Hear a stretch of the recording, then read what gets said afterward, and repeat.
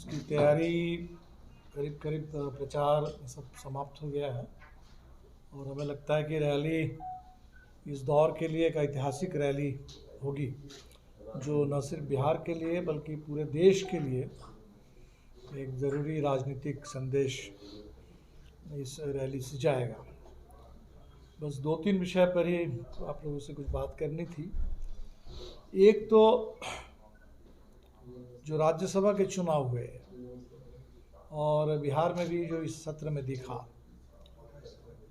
कि भारतीय जनता पार्टी अब बिल्कुल एक खरीद फरोख्त की पार्टी बन गई है।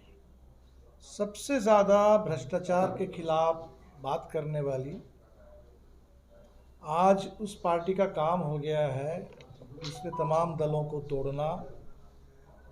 सरकारों को तोड़ना, पार्टियों को तोड़ना, विधायकों को खरीदना।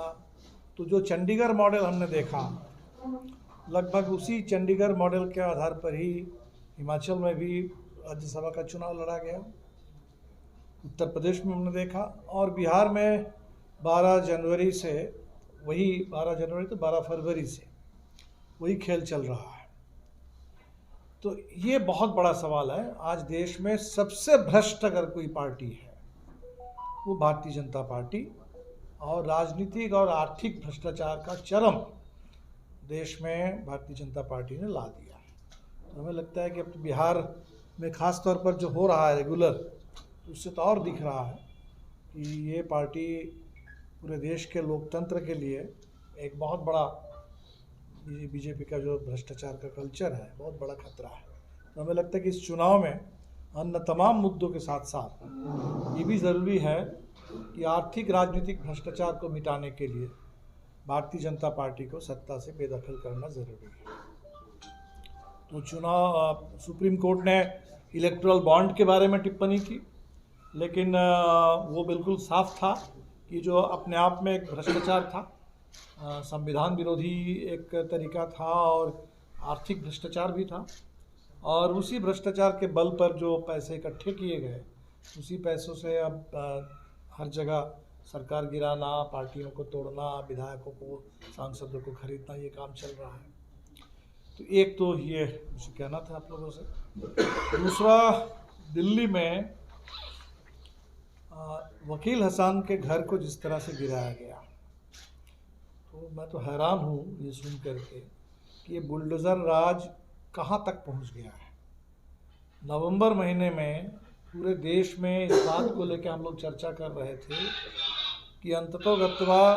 हमारे देश के जो जिनको रैट माइनर कहा गया, आर्टिजनल माइनर्स, उन लोगों ने उन तमाम 40 मज़दूरों को जो फंसे हुए थे सिलकियारा सुरंग में, जिसमें हमारे बिहार के बहुत सारे मज़दूर थे, झारखंड के बहुत सारे मज़दूर थे, तो इन मज़दूरों को बचा लिया। और वो जो मज़दूरों को बचाया गया, उस पूरे बचाव कार्य का जो सबसे बड़े संगठक थे वकील हसन, और उनके घर को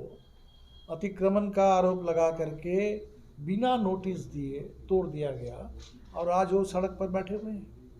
तो जो जिनको पूरे देश ने माना कि हमारे देश का एक नेशनल हीरो है, और उनके घर को गिरा दिया गया।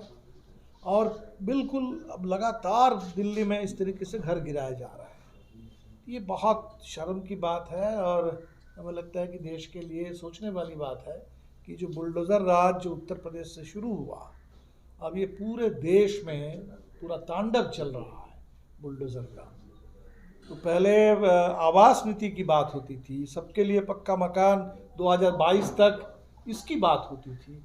अब बस चारों तरफ अगर नज़ारा मिल रहा है तो बुलडोज़र से आज कहाँ गिराया गया, कल कहाँ घर गिराया गया, कितने घर गिराए गए, अब इसी की चर्चा हो रही है। तीसरा, अभी कल जो विधानसभा में हमने देखा कि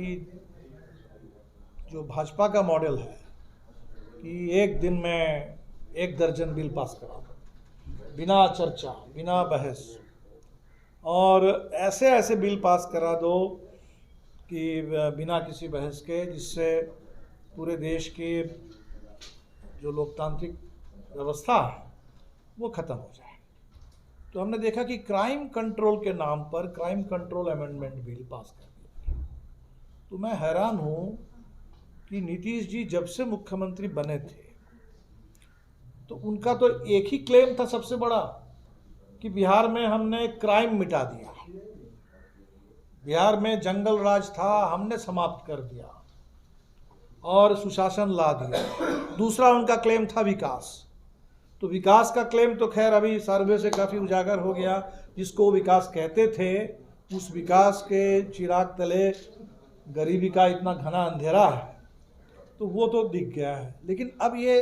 क्राइम कंट्रोल के नाम पर तो पूरे बिहार के अंदर नौकरशाही को खुली छूट दे देना और बिहार को एक पुलिस राज में, इससे पहले पुलिस एक्ट भी किया गया,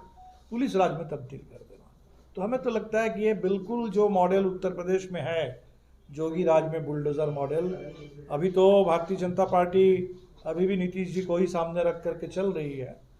बस कुछ समय की बात है। बीजेपी की कोशिश है कि उत्तर प्रदेश की तरह बिहार में भी उसकी अपनी सरकार बन जाए और वो मॉडल आ जाए, योगी राज का मॉडल माफी